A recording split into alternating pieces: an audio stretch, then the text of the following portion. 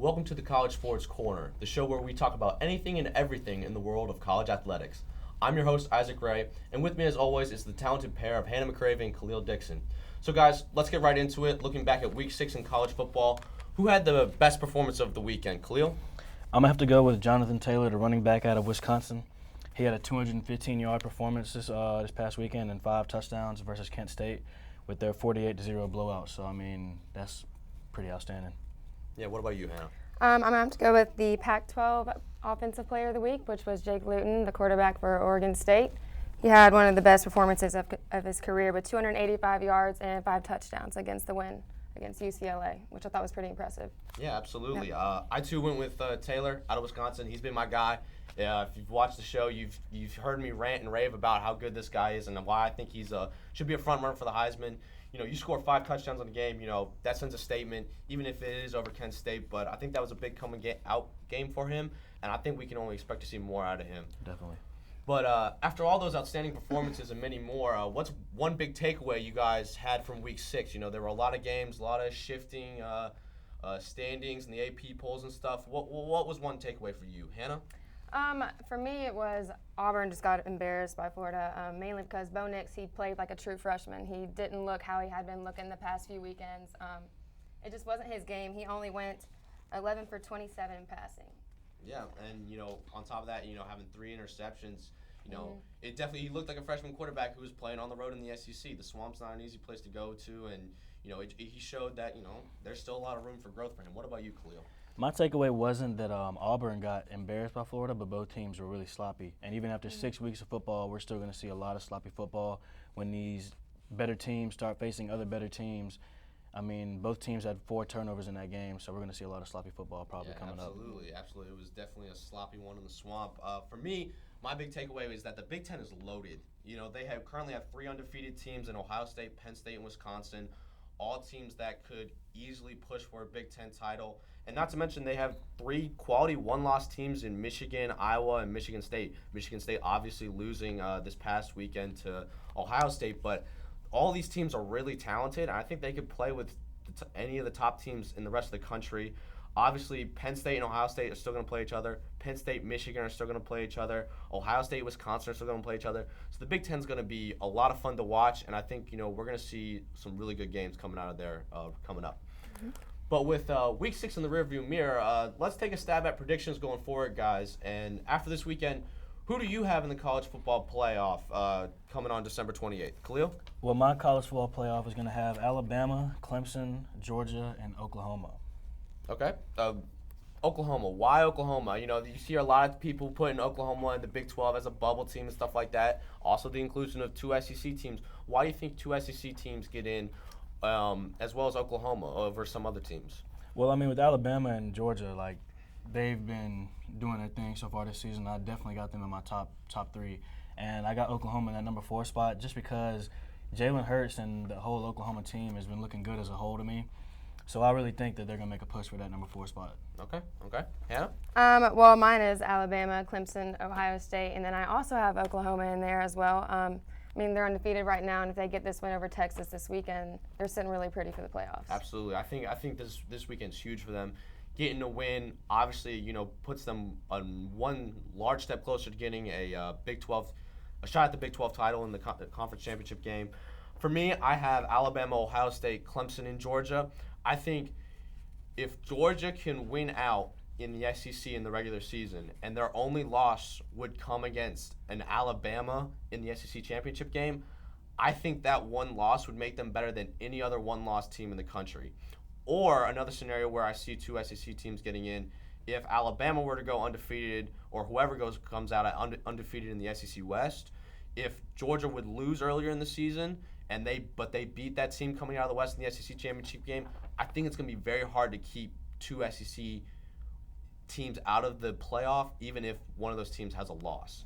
But I think Oklahoma will possibly miss out because, and I think the Pac-12's out, but we'll get to that later. But I think Clemson has the easiest road in the ACC. They're just gonna roll over that competition. Ohio State, if they can make it out of the Big Ten undefeated, you're not gonna be able to keep them out.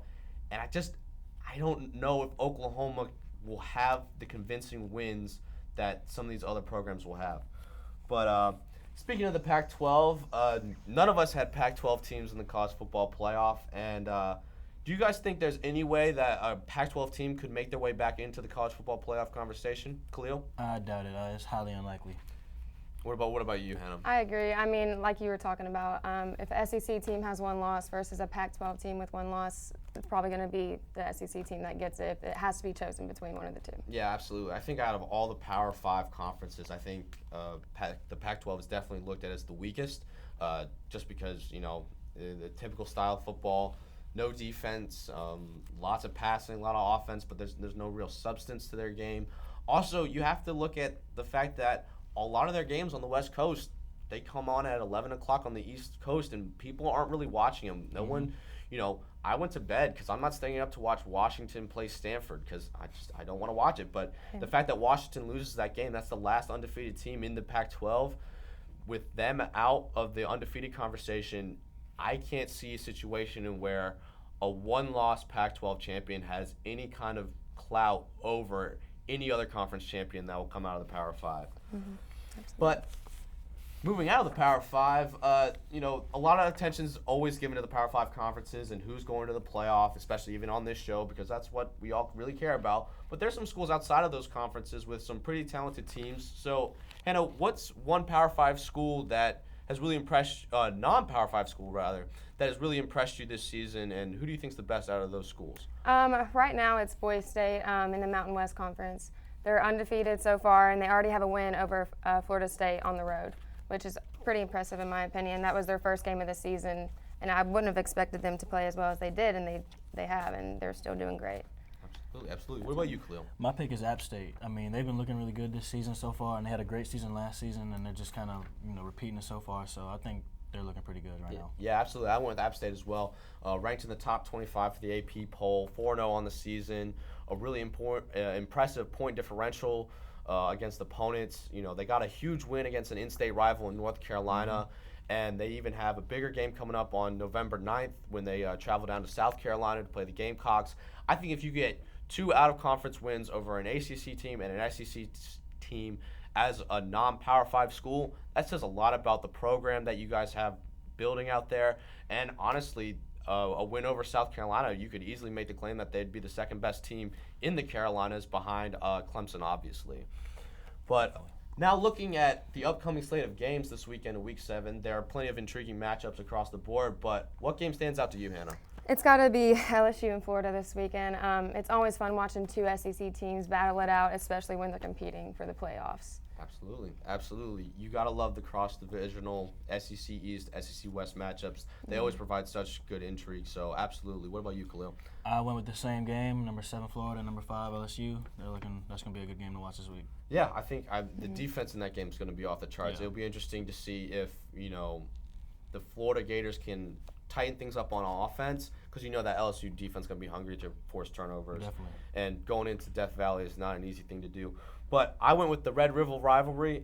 We got number 6 Oklahoma, number 11 Texas, in Dallas, in the Cotton Bowl, a classic all-time rivalry game with huge implications for not just the Big 12, but the college football playoff. You have Jalen Hurts versus Sam Ehlinger. They asked Hurts how he felt going in and if he was prepared for the game, and he said, I've played in the Iron Bowl, and so I think I'm ready. So it'll be interesting to see how prepared he really is, and if there's any difference between his play in the Iron Bowl that he's played in and in this Red River rivalry showdown. So I think that'll be a lot of fun. But that's all we have for national coverage. When we come back, we'll take a look at the week past in Campbell Athletics and what's soon to come for the Camels right after this. Hey, let's check out this park. Oh, wow, that's really cool. To find a great local park or forest near you, go to Discover the Forest. Welcome back. Now, it was a busy weekend in Campbell Athletics, and we'll start with a recap of Campbell's football game. So, Khalil, what was going on the gridiron? Campbell's football team escaped victorious once again in another close game this past Saturday.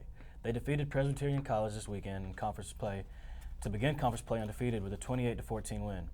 Cameron Davis set a career high in rushing with 137 yards on 22 carries, and Bryant Barr scored his first 2 career touchdowns to help push the Camels towards a victory.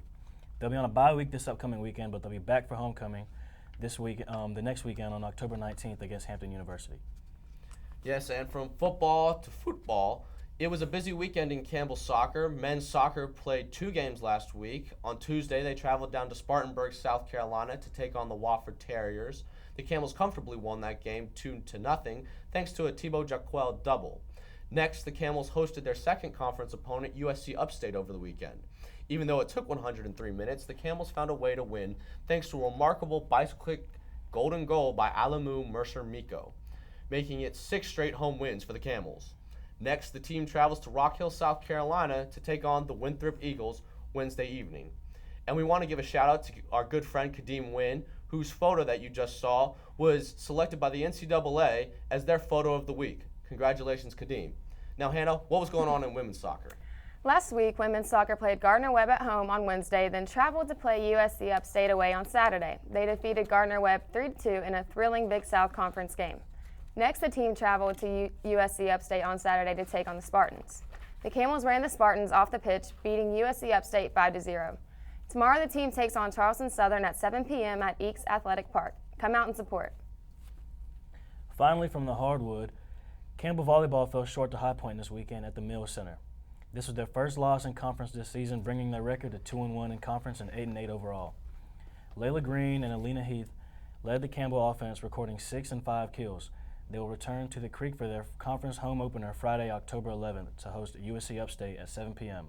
The following day, on October 12th, Campbell faces UNC Asheville at 2 p.m. Well, that's all the time we have for today. Thank you for joining us today on the College Sports Corner. Make sure to leave us a like and share us, and leave a comment on what you think we talked about today, on what you think we said.